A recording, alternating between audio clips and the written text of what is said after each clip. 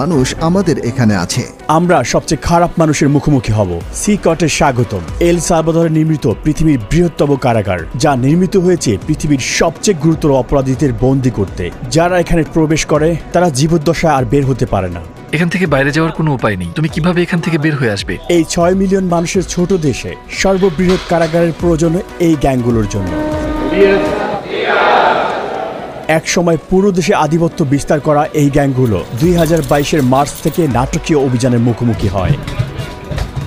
President নাইব বুকেলের প্রশাসনের অধীনে মাত্র 16 মাসে 70,000-এরও বেশি মানুষকে গ্রেপ্তার করা হয়, যা দেশের প্রাপ্তবয়স্ক জনসংখ্যার প্রায় 2%। শিকড়ে বাঁধা হাজার হাজার গ্যাং সদস্যকে রাতের আধারে কড়া নিরাপত্তার বলয়ে বাসে করে সিকটে নেওয়া হলো। মাথা নিচু করে একজনের পিছনে অন্যজন বসায় তাদেরকে একটি জটলার মতো দেখাচ্ছিল। চারপাশে অস্ত্রধারী পাহাড়